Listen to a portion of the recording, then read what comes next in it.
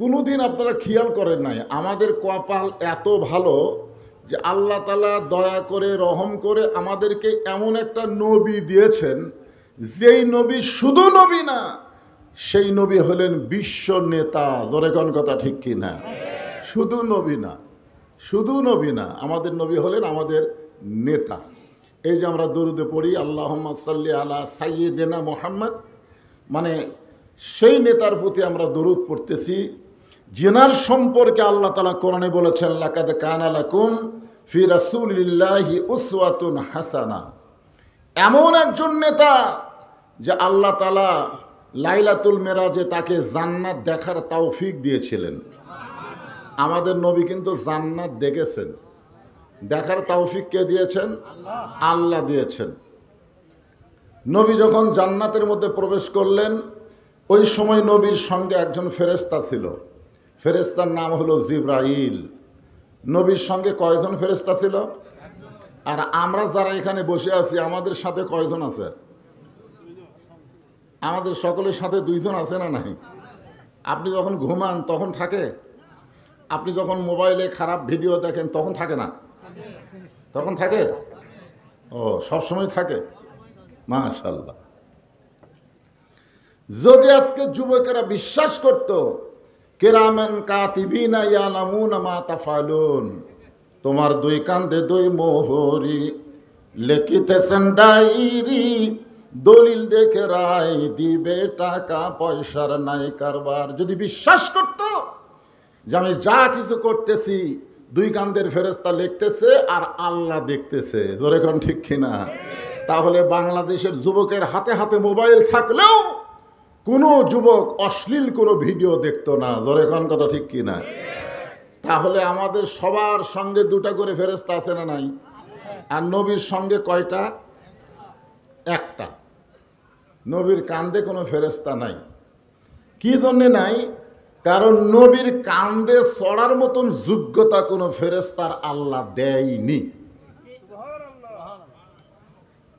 সুবহানাল্লাহ। একজন কলো, বাদ বাকি কোন না কেন? লাইলাতুল মেরাজে যখন জিবরাইল এসে দেখে নবী ঘুম পাড়তেছে, তো বললেন আল্লাহ যেই নবীকে আপনার আরশে নেওয়ার হুকুম দিলেন সেই নবী ঘুম পাড়তেছে, আমি কি করব? তো আল্লাহ রাসূল তো ঘুমায় আছে, আমি জিবরাইল কি করব? আল্লাহ বললেন ডাক দাও। তো জিবরাইল বললেন কিভাবে ডাক দিব? আল্লাহ বললেন তোমার জিহ্বাটা বের করে নবীর পায়ের তালুতে সুরবুরি দাও, নবী ঘুম থেকে চেতন পাবে। সমস্ত ফেরেশতার সর্দার ফেরেশতা জিবরাইল তার জিহ্বা বের করে নবীর পায়ের তালুতে যদি সুরবুরি দেয়, সেই নবীর কান্দে থাকার যোগ্যতা কোনো ফেরেশতার নাই। জান্নাতের মধ্যে নবীর সঙ্গে একজন ফেরেশতা জিবরাইল বললেন ইয়া রাসূলুল্লাহ, আপনি যদি চান জান্নাত থেকে আল্লাহ আপনাকে বের করে দিবে না, কারণ আপনি যদি চান, আল্লাহ ঘোষণা করেছেন ফাদখুলুহা খালিদিন, কেউ যদি একবার জান্নাতে প্রবেশ করে আল্লাহ তাকে চিরস্থায়ীভাবে জান্নাত দিয়ে দেয়।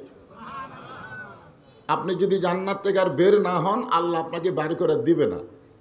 সঙ্গে সঙ্গে নবী রাগ করে বললেন জিবরাইল, যেই কথা একবার বলেছো এ কথা আর দ্বিতীয়বার বলো না, কারণ আমি নবী আমার জন্য নই, আমি নবী হলাম আমার উম্মতের জন্যে।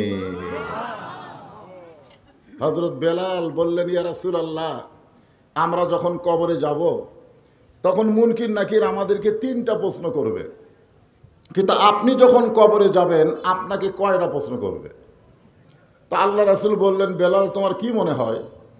বেলাল বলতেছে হুজুর আমার মনে হয় আপনাকে 2টা প্রশ্ন করবে। তা আল্লাহ রাসূল বললেন আমার কোনটা বাদ দিবে? বলে আমার নবীকা এই প্রশ্ন আপনাকে করবে না, কারণ আপনি নিজেই নবী, তাহলে আপনাকে এই প্রশ্ন কেমনে করবে?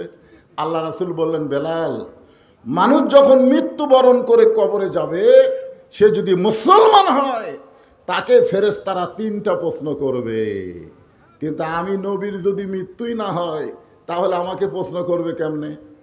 এখান থেকে আমরা বুঝতে পারলাম আমাদের নবী কোনো মরা নবী না, আমাদের নবী হলেন জিন্দা নবী। জোরে বলেন কথা ঠিক কিনা? আল্লাহ রাসূল বললেন জিবরাইল,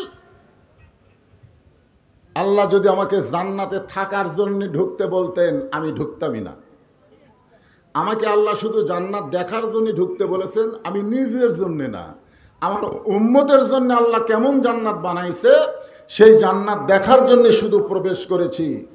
আমি সেই দিন জান্নাতে থাকার জন্য প্রবেশ করব যেদিন আল্লাহ আমার সমস্ত গুনাহগার উম্মাতিনীকে জান্নাত দিয়ে দিবে। চিন্তা করে দেখেন কেমন নেতা, যেই নেতা জান্নাতের মধ্যে যায়ও আমাদের কথা বলে নাই, আর এখনকার নেতাকে ভোট দিয়ে এমপি বানাই দিলে ওই সংসদে যায় আর আমাদের কথা মনে থাকে না। জোরে কোন কথা ঠিক কিনা? হ্যাঁ, খালি সংসদের মধ্যে গেলেই টাকা কিভাবে পাচার করবে বিদেশে, বাংলাদেশের 2,40,000 কোটি টাকা বিদেশে পাচার করেছে এই শালা এমপিরা। জোরে কোন কথা ঠিক কিনা? না না না, যারা ছিল তাদের কথা বলতেছি। আমাদের বাংলাদেশ গরিব দেশ না, আমাদের বাংলাদেশ হলো সোনার দেশ। আপনাদের গাবতলীর সন্তান আল্লাহর জিন্দা ওলি ছিল, এখন আল্লাহর ওলি হয়ে কবরে আছে শহীদ প্রেসিডেন্ট জিয়াউর রহমান। জোরে বলেন কথা ঠিক কিনা? 4 বছর বাংলাদেশের ক্ষমতা চালাইছে। আল্লাহ যদি তাকে আরো 4টা বছর হায়াত দিত, এই বাংলাদেশের মতন থাকতো না, কারণ নেতার মতন নেতা ছিল। জোরে কোন কথা ঠিক কিনা? আমি প্রথমে আপনাদের এই গাবতলীর সন্তানকে চিনেছি 11 সালে হজ করতে গিয়ে। 11 সালে যখন প্রথম হজ করতে গেলাম, আরাফার ময়দানে গিয়ে দেখলাম গাছে লেখা আছে জিয়া টিরি। আমি তাকায় দেখি নিমের গাছ, আর গাছের নাম জিয়া। তখন আমাকে একজন বলল, বাংলাদেশের শহীদ প্রেসিডেন্ট জিয়াউর রহমান আরাফার ময়দানে সমস্ত গাছ লাগাইছে, ওই নিমের গাছে যখন বাতাস লাগে মনে হয় বাতাসটা জান্নাত থেকে আল্লাহ হাজী সাহেবদের গায়ে বাহায়া দিচ্ছে। জোরে খান সুবহানাল্লাহ। 2 ব্যাটারি ভর্তি করাবার গেছে, স্যার জিজ্ঞাসা করতেছে, তোমাকে বাপের নাম কি? তো বাপের নাম কয় না। আবার জিজ্ঞাসা করেছে বাপের নাম কি, মায়ের দিকে তাকাইছে, মা তখন বলছে বলো। তো বলছে আমাদের বাপের নাম জিয়াউর রহমান। তো স্যার বলতেছে এটা কোন জিয়া? এটা কি প্রেসিডেন্ট জিয়া? তখন বলতেছে তো তোমরা প্রেসিডেন্ট জিয়ার সন্তান হয়ে তোমরা বাপের পরিচয় না দিয়া কয় আব্বা পরিচয় দেওয়া নিষেধ করছে, আপনি শুনবার চাইছেন সেজন্য বললাম। তো তোমাদের গায়ে এরকম পুরাতন শার্ট কেন? বলে এই শার্টগুলো আব্বার ছিল, এই শার্টগুলো আব্বার ছিল, আব্বা ব্যবহার করা যখন শেষ হয়ে গেছে তখন আমাদের 2 ভাইকে ওরা আবার কাটা কেটে ছোট করে বানিয়ে দিছে। যেই নেতা বাংলাদেশ থেকে বিদায় নিলে তার কিছুই পাওয়া যায় নাই, এইরকম নেতা বাংলাদেশে আবার যেন জন্ম নেয়। জোরে কোন কথা ঠিক কিনা? কথা বলেন। আপনাদের গাবতলীর সন্তান ভাইজান, আমাদের বিশ্ব নেতা বিশ্বনবী জান্নাতের মধ্যে গিয়ে আমাদের কথা বলে না। আমরা সেই নবীর প্রতি দরুদ শরীফ পড়েছি, নবীকে নবী হিসাবে পাওয়ার কারণে একটু শুকরিয়া তান জবান খুলে বলি আলহামদুলিল্লাহ। আমরা আল্লাহর প্রশংসা করার আর একটা কারণ হলো যে কোরআন থেকে আপনারা তাফসির শুনবেন, এই কোরআনের মধ্যে কোনো সন্দেহ, জোরে বলা লাগবে, এই কোরআনের মধ্যে কোনো ধোঁকা, এই কোরআনের মধ্যে কোনো গোজামিল। বর্তমানে যে সংবিধান দিয়ে আমাদের বাংলাদেশ চলতেছে, এই সংবিধানের মধ্যে সন্দেহ নাই কে কল রে? যে সংবিধান দিয়ে আমাদের বাংলাদেশ চলতেছে এই সংবিধানের মধ্যে সন্দেহ, গোজামিল, ধোঁকা।